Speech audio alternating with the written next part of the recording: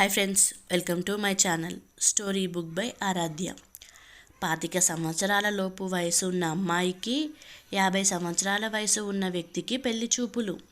కూతురి వయసున్న అమ్మాయితో అతడు పెళ్లికి సిద్ధపడటానికి గల కారణమేంటి? తనకన్నా రెట్టింపు వయసున్న వ్యక్తితో పెళ్లికి ఆ అమ్మాయి ఎందుకు ఒప్పుకుంది? ఇంతకీ ఆ పెళ్లి జరిగిందా లేదా? ఈరోజు మనం తెలుసుకుందాం. భార్యా పిల్లలతో ఆనందమయంగా ఉండే రాఘవేంద్ర కుటుంబాన్ని విధి అవహేళన చేసింది ఆ కాలరాత్రి.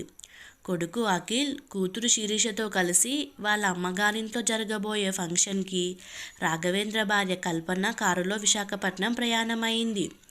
దురదృష్టవశాత్తు వారు ప్రయాణం చేస్తున్న కారు అదుపు తప్పి రోడ్డు పక్కగా ఉన్న చెట్టును బలంగా ఢీకొంది. నుజ్జునుజ్జైన ఆ కారులో ఉన్న డ్రైవర్ సహా కల్పన, శిరీషలు దుర్మరణం పాలయ్యారు. అఖిల్ ఒక్కడే తీవ్ర గాయాలతో బ్రతికి బట్టగట్టగలిగాడు. మానసికంగా కుంగిపోయిన రాఘవేంద్ర 3 సంవత్సరాలు ప్రాణం ఉన్న శిలలా బతికాడు. తన నడి జీవితానికి భార్య కల్పన స్థానంలో మరో మనిషి అనివార్యమయ్యింది. తాను 50వ సంవత్సరంలో ప్రవేశిస్తున్న 25 సంవత్సరాల వయసున్న ఉద్యోగం చేసే కొడుకు ఉన్న మనసులో గిల్టీగా ఫీల్ అవుతూ ఉన్న కుటుంబ పరిస్థితులు రాఘవేంద్రని రెండో పెళ్లి వైపు ఆలోచింపజేస్తున్నాయి. పెళ్ళిళ్ళ పేరయ్య పురుషోత్తం పట్టుబట్టి రాయలసీమ పోరుమామిళ్ళలోని భద్రమూర్తి గారి సంబంధానికి తీసుకెళ్లాడు. భద్రమూర్తి కుటుంబం కటిక దారిద్ర్యంతో సతమతమవుతోంది. అంతకు మించి అక్కడి వివరాలు ఏవి రాఘవేంద్రకు తెలియవు. భద్రమూర్తికి భార్య, కూతురు అవని ఉన్నారు. రాఘవేంద్రరావు గారు, మీ వంటి ఆస్తిపరులకి, మంచివారికి మా అవనిని ఇచ్చి పెళ్లి చేయడం చాలా ఆనందంగా ఉంది. మీ విషయాలు అన్నీ పురుషోత్తం గారు చెప్పారు. మా గురించి కూడా అన్ని విషయాలు మీకు తెలిసే ఉంటాయనుకుంటున్నాను. మా అవని చాలా అదృష్టవంతురాలు. ఆర్థికంగా మా స్థితిగతులు అంతంత మాత్రమే. కొబ్బరి బోండంతో పిల్లనివ్వడం తప్ప ఇంకేమీ ఇచ్చుకోలేని అసమర్థుడిని అని అన్నారు భద్రమూర్తి. రాఘవేంద్ర మనసు ఒక్కసారిగా చివుక్కుమంది. ఆ ఇంటిని చూస్తుంటే రాయలసీమలో నెలకొన్న దుర్భర దారిద్ర్యానికి ఉదాహరణగా కనబడుతోంది. ఒంటి నిండా కప్పుకోవడానికి పనికిరాని చిరిగిన బట్టలు అక్కడ ఆరవేసి ఉన్నాయి. కాళ్ళు విరిగిన కుర్చీలు, నులక మంచాలు, మట్టి పెళ్ళలు ఊడిపడ్డ గోడలు, చెల్లాచెదురుగా ఉన్న తాటాకు ఇల్లు, మట్టి నేల రాఘవేంద్రను నిరాశపరిచాయి. ఇంతలో పెళ్లికూతురు అవనిని తీసుకొచ్చారు. అవని సౌందర్యరాశి, చక్కని చుక్కలా ఉంది. ప్రకృతి అంతా తానే అన్నట్లు మిరుముట్లు గొలిపే అందాలను రంగరించుకొని మట్టిలో మాణిక్యంలా కనబడుతోంది. ఉన్నంతలో మంచి బట్టలు కట్టుకొని రాఘవేంద్ర ముందు కొద్దిగా తల వంచుకొని కూర్చొని ఉంది. రాఘవేంద్ర ఆమె కళ్ళల్లోకి సూటిగా చూశాడు. 25 సంవత్సరాల లోపు వయసున్న ఆమెలో ఎటువంటి కష్టాన్నైనా అధిగమించగలనన్న మనోనిబ్బరం స్పష్టంగా కనబడుతోంది. ఆ కూర్చున్న తీరు, యోగ్యుడైన భర్త తనకు దొరకాలే గాని మనసు ఊయలలో పెట్టి సేద తీర్చనా అన్నట్లుగా ఉంది.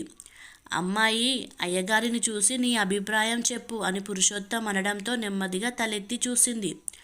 ఆ చూపులో తన ప్రమేయం ఏమీ లేనట్లు, ఒకంత ఆధారం దొరికితే చాలు అన్న నిరాశతో కూడిన భావన కనిపిస్తుంది. పెళ్లి చూపుల తంతు ముగిసింది. ఇంటికి వెళ్ళి ఆలోచించుకొని నా అభిప్రాయం తెలియజేస్తాను అని రాఘవేంద్ర లేవబోయేంతలో పోరుమామిళ్ళలో రాయలసీమ ముఠా కక్షల వల్ల ఒకరినొకరు చంపుకోవటంతో క్షణాల మీద కర్ఫ్యూ విధించడం జరిగిందన్న వార్త తెలిసింది. ఊర్లోకి వెళ్ళి విషయం తెలుసుకున్న భద్రమూర్తి ఈరోజు బంద్ ప్రకటించారు. అయినా ఇటువంటి ఉద్రిక్త వాతావరణంలో మీరు వెళ్ళడం శ్రేయస్కరం కాదు. ఈ రోజుకి ఇక్కడే ఉండి ఉదయాన్నే వెళితే మంచిదని నా అభిప్రాయం అని అనడంతో ఆ రాత్రికి అక్కడ ఉండక తప్పింది కాదు రాఘవేంద్రకి. కంటి ముందు అవని కదలాడుతుంటే గ్రీష్మంలో వసంతం ప్రవేశించినట్టయింది. తీసుకోండి అని ఇచ్చిన పాలను చూస్తుంటే పాలకన్నా తెల్లనైన వ్యక్తిత్వం ఆమెలో కనబడుతోంది. ఏమైనా కబుర్లు చెప్పకూడదు అని ఎదురుగా కూర్చొని కుర్చీ చూపిస్తూ అడిగాడు. నేను నీకు నచ్చానా అన్నాడు అవనితో. చిన్నగా నవ్వింది అవని. నాకంటూ ఇష్టాలు, నచ్చడాలు ఏమీ లేవు. నాకు నచ్చడం కన్నా ఈ జీవితానికి ఓ తోడు, ప్రేమగా చూసుకొని ఇంత తిండి పెట్టగల ఆధారం ముఖ్యం అంది అవని. నా వయసు 50, నీ వయసు 25, అంటే నాలో సగం వయసు నీది. అదీగాక పిల్లలు పుట్టకుండా నాకు ఇదివరకే ఆపరేషన్ అయ్యింది. నీకు నేను ఏ విధమైన సుఖాన్ని ఇవ్వలేను. అదీగాక నన్ను పెళ్లి చేసుకుంటే మరిన్ని కొత్త సమస్యలు కొని తెచ్చుకున్న దానవవుతావు అన్నాడు రాఘవేంద్ర. పర్వాలేదు అంది అవని. నాకు ఒక ముసలి తల్లి, ఉద్యోగం చేస్తున్న కొడుకు ఉన్నారు. నా తల్లి బాధ్యత నీవు తీసుకోవాల్సి ఉంటుంది అని అన్నాడు రాఘవేంద్ర. తప్పకుండా స్వీకరిస్తాను. ఆదరించిన భర్త, అత్తగార్లకు సేవ చేసుకోవడం నా అదృష్టంగా భావిస్తున్నాను అంది అవని. మీ పేదరికం నాతో ఈ పెళ్లికి నిన్ను ఉసుగొల్పుతున్నదని నేను అనుకోవచ్చా అని అన్నాడు రాఘవేంద్ర. మాది మధ్యతరగతి కుటుంబం. మొదటి నుండి మా జీవనాధారం వ్యవసాయం, వర్షాధారిత సేద్యం. పగలనక రాత్రనక వర్షం కోసం ఆశగా ఆకాశం వైపు ఎదురు చూస్తూ ఉంటాము. ఎంత ఎదురు చూసినా, ఎన్ని పూజలు చేసినా వరుణుడు కరుణించేవాడు కాదు. దానితో బీటలు తీసిన భూములతో పాటు మా బ్రతుకులు కూడా బీటలు తీసేవి. ప్రకృతి ఎప్పుడో దయతలిచి తొలకరి జల్లు రూపంలో సేద తీరిస్తే ఆనందంతో ఉప్పొంగిపోతూ ఉంటాం. అదే మాకు నిజమైన పండుగ. అప్పుడే పొలాలు దుక్కి దున్ని పంట పండిస్తాము. పంటలు చేతికి వస్తాయి, కష్టాలు తీరుతాయి, తినడానికి గుప్పడి గింజలు దొరుకుతాయని మురిసిపోతూ ఉంటాం. కానీ ఎక్కడో 100 మైళ్ళ దూరంలో ఉన్న సముద్రం ఉప్పొంగి తుఫాను రూపంలోనూ వరద రూపంలోనూ మా ప్రాంతాన్ని ముంచెత్తి వేస్తూ ఉంటుంది. ఫలితంగా కోతల దాకా వచ్చిన పంట అక్కరకు రాకుండా తుఫాను వరదల్లో కొట్టుకొని పోతుంది. కథ మళ్ళీ మామూలే. కట్టుకోవడానికి బట్టలేక, తినడానికి తిండి లేక మమ్మల్ని పోషించడానికి నాన్న ఒక్కో ఎకరం అమ్మివేసేవారు. ఘోరమైన కరువు కాటకాలతో కాటువేసిన ప్రకృతి ఈ ప్రాంతవాసుల మధ్యలో కాఠిన్యాన్ని నెలకొల్పింది. ఫలితంగా ఫ్యాక్షనిజం, ఆధిపత్య పోరాటం, ఒకరిని ఒకరు చంపుకోవటం, వీటన్నిటికీ మూలం దారిద్ర్యం, ఆకలి. మాకు సుఖంగా బతకాలి, శాంతిగా జీవించాలని ఉంది. కానీ అందివచ్చిన అవకాశాలను పరిస్థితులు అవహేళన చేస్తున్నాయి. చదువుకోవాలని ఉన్న ఆర్థిక స్థితి మమ్మల్ని వెక్కిరించింది. ఉన్నది అమ్ముకొని దుర్భర దారిద్ర్యంలో బతుకుతున్న మాలో ఇంకా మమకారం, మంచితనం నిర్లిప్తమై ఉన్నాయి. నాకు ఎవరైనా వ్యక్తిని పెళ్లి చేసుకొని పిల్లల్ని కని భర్త చాటు భార్యగా బ్రతకాలని ఉంది. కానీ మాకు అది అందని ద్రాక్షపండు. దారిద్ర్యంతో ఉన్నవన్నీ అమ్ముకొని మా వాళ్ళు ఈడొచ్చిన కన్నకూతురు పెళ్లి చేయలేకపోతున్నారు. వారి గుండెలపై కుంపటిలా కూర్చున్న నేను వారికి రోజు ఆవేదనను మిగిలిస్తున్నాను. వాళ్లకు నేను ఏమాత్రం సంతోషాన్ని ఇవ్వలేకపోతున్నాను. అమ్మా నాన్నల గుండెలపై బరువు తగ్గించాలి నేను. నా దాంపత్య సుఖం, పిల్లల్ని కనడం అవన్నీ తర్వాత. ఎవరో ఒకరు, కనీసం రోజు తిండి పెట్టగల వ్యక్తి దొరికితే చాలు. దానికి వయసుతో సంబంధం లేదు.